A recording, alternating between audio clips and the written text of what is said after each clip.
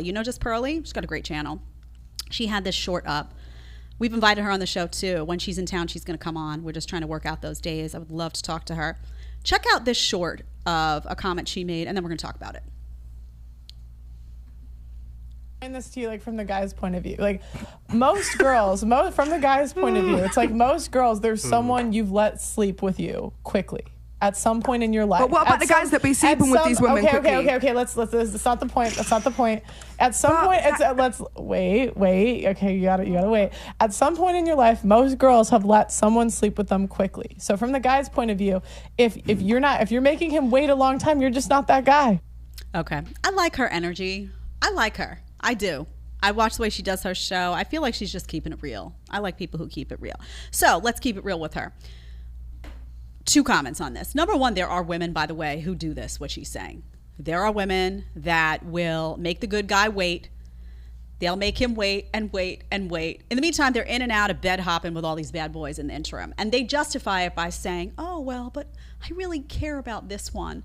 So I don't want him to think that I'm slutty, and I don't want him to get the wrong idea. I want him to treat me well, so I'm going to hold out. In the meantime, then, let me ask you, honey, why you got to sleep with all these other guys? Is it not good enough for you to feel this situation out and let it, no, you got to, you got to have that sexual gratification like this with all these other guys in the interim? That's nasty. That's nasty. That's also not a good message, because if that guy, that good guy, that's holding out and all this stuff, and you're making him wait, finds out that you're sleeping with a bunch of bad boys in the interim, he's out. He's done with you. Rightfully so. He's going to size you up and be like, oh, she's playing a game with me, and he's going to be out that door. You know it, as he should be. However, there's a caveat here. Now, in the year 2022, this unfortunate reality we live in is that the women that I just described, the ones who will make the good guy wait, but give little treats to all the bad boys in the interim, that is the norm, sadly. 20 years ago, it was not the norm. It is the norm now. However, there are women, I call them the gems, like the diamonds, diamond in the rough. You know that expression? They're out there, and they still exist. They're far outnumbered by the promiscuous women, but they do exist, and those women aren't playing a game. They are actually making you wait, because they make everyone wait, because it's not about you, it's about them, because they take sex very seriously, and they're not sleeping with every, Tom, Dick, and Joe. They're not. So it's not personal to you. They're actually just doing the process the way that they do it, which is that they get to know you, and they actually want that sex to mean something. You don't want to lose those women. Those are the ones that you're, guys, right? Am I right or am I wrong? You're always saying you value that. You value that self-respect. You value that low body count. You value that woman who's not going to just put it out for everyone. Okay, if you value that, then you have to realize that those women aren't going to be quick to sleep with you either.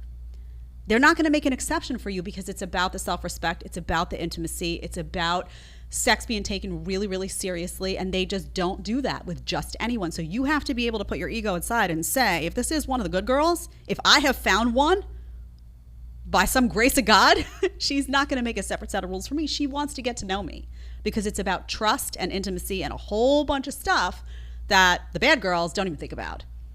So how do you figure it out? Well, I always say, truthfully, I believe that men have to be investigative journalists in this day and age to date successfully. You do. You have to be an investigative journalist. You have to get out there, and you have to really get to know these women. And you have to watch how they behave, and you have to watch how they treat you, and you have to watch how they get into the club and how they interact with other people, and you have to pay attention to what their friends look like, and you have to pay attention to all of these things. Are they attention seeking? How do they talk about their previous relationships? Listen, pay attention to their body language with you, their body language with other men that they know, male friends, whoever it may be.